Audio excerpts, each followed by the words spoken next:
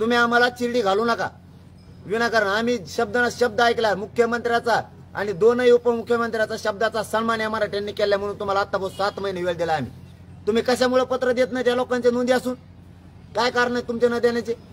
दीड महिने झाले लोकांनी अर्ज केलेले, या 54 लाख नोंदी मिळाल्यात हे लोकांना माहीतच नाही। आणखी काय करते तुमची यंत्रणा? गाव लेवलवर तुमची यंत्रणा आहे। मागच्या 15 दिवसात तुम्ही सगळ्या महसूलच्या कर्मचाऱ्याला सुट्ट्या रद्द केल्यात, मराठ्यांचे प्रमाणपत्र रद्द करण्यासाठी दिल्यात का तुम्ही आमचे असणारे पुरावे लपवण्यासाठी त्यांना सुट्ट्या दिल्यात? दस्तऐवज कुठे आहे? कस काय सापडत नाही? जळाला कस काय? हैदराबादचं का नाही आणला? तुम्हाला गॅजेट घ्या म्हणलं, हैदराबादचं का नाही घेतलं? मुंबई गव्हर्नमेंटचं घ्या म्हणलं, का नाही घेत तुम्ही?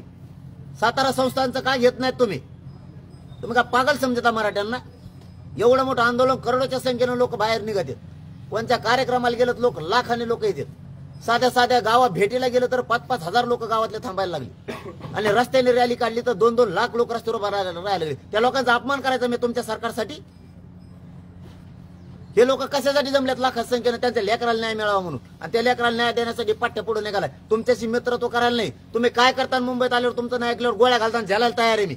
मराठ्यांना माझी विनंती, यांनी जर गोळ्या घालून मला मारत माझा विचार मरू देऊ नका, अजिबात विचार मरू द्यायचा नाही, आणि मराठ्यांची एकजूट फूट देऊ नका, आंदोलनच बंद होऊ देऊ नका, तरच माझं गेलेलं बलिदान सार्थक होणार आहे। तुम्ही कोणानंही मग हटायचं नाही, शांततेत आंदोलन सुरू ठेवायचं, पण राज्य पूर्ण बंद दिसलं पाहिजे, पूर्ण राज्य बंद।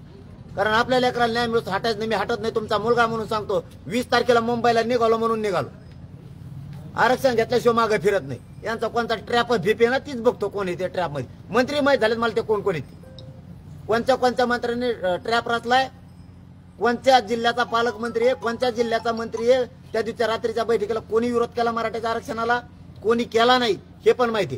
कोणी अधिवेशनात मराठ्यांच्या बाजूने बोलला हे मराठ्यांना माहिती। आता उघड्या डोळ्यानं मराठे बघणार आहेत 20 जानेवारीच्या रॅलीत कोणता मंत्री आमदार मराठ्यांच्या बाजून सामील होतोय आणि किती लोक घेऊन सामील होतोय। जो येणार नाही ना मराठ्यांनो त्याला लक्षात ठेवा। आता यांना मराठ्यांच्या बाजूने उभा राहत नाहीत, नाही यांच्यावर लक्षात ठेवा। आता रॅलीत कसे उभा राहत नाहीत। देश विदेशातील प्रत्येक घडामोडींचे लाईव्ह अपडेट मिळवण्यासाठी आता साम टीव्हीच्या सर्व सोशल मीडिया प्लॅटफॉर्मला लाईक, फॉलो आणि सबस्क्राईब करा। तसंच सर्व नोटिफिकेशनसाठी बेल आयकॉन प्रेस करायला विसरू नका।